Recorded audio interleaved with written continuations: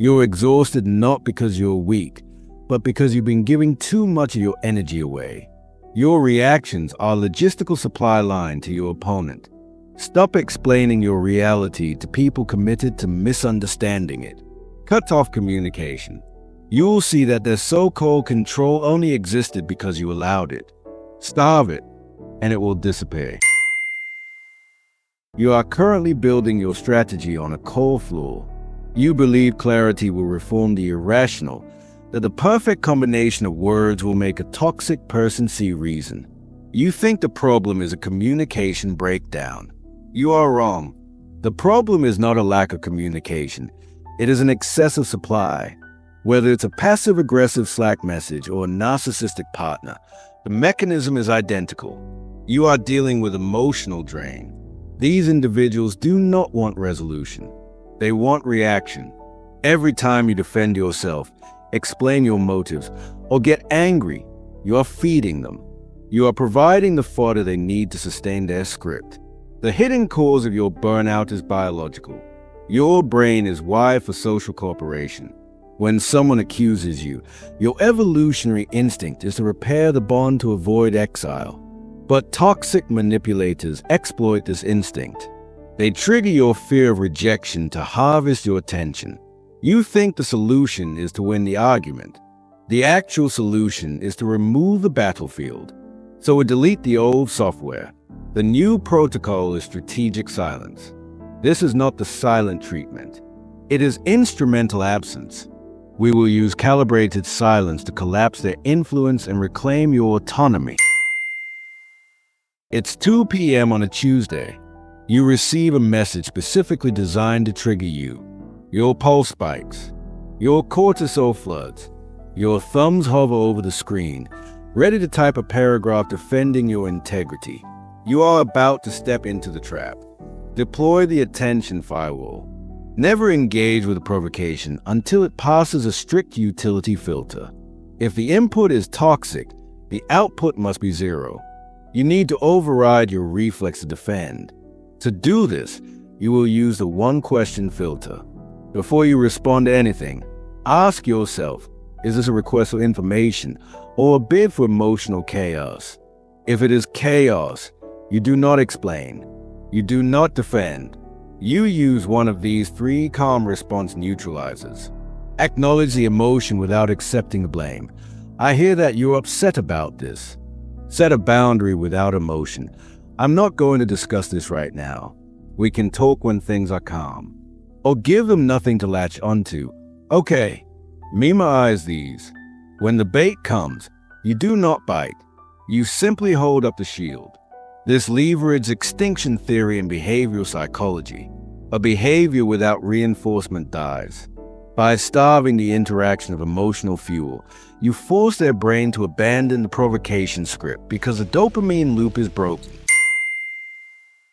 You are in a conversation that feels like an interrogation. The other person is demanding to know why you made a certain choice. You feel the pressure to over-explain to prove you are a good person. You start pouring out details, feelings, and justifications. Later, those exact words are twisted and used as material against you. You feel betrayed, but you handed them the tool. Enforce the information vacuum. Information is leverage. In a toxic dynamic, anything you say can and will be decontextualized. You must stop emotional disclosure immediately. This requires 2 specific maneuvers.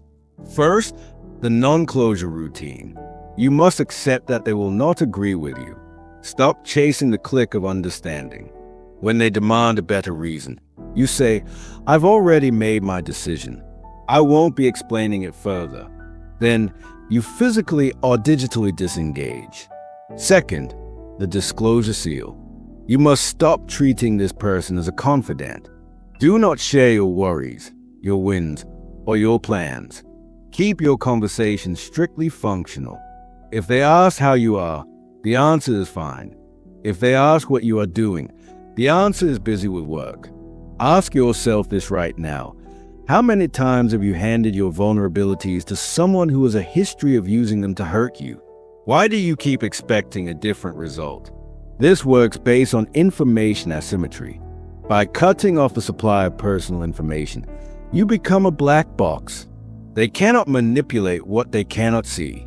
You become unpredictable and therefore dangerous to their control. You are living on a digital leash. Your cortisol spikes at every vibration. You reply instantly to avoid conflict, training them to view your time as their property. You are always available, so you are never valued.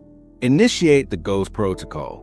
You must convert your constant availability into strategic scarcity.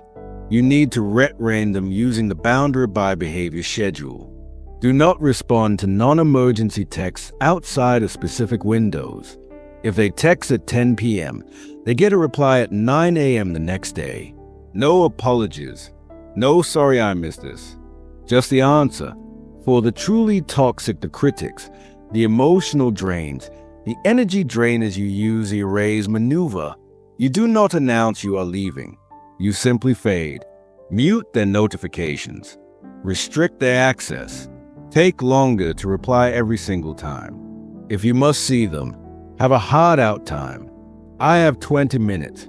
Then I have to go. You are not doing this to be mean. You are doing this to protect your sanity.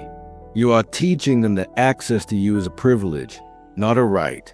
This exploits a core weakness in the manipulator, their need for predictability. Unpredictable access destroys their ability to plan, control, and extract. You are not just becoming scarce, you are becoming an operational mystery. Their scripts fail. Your regained time and mental space are the immediate tactical gain. The mechanism is now clear.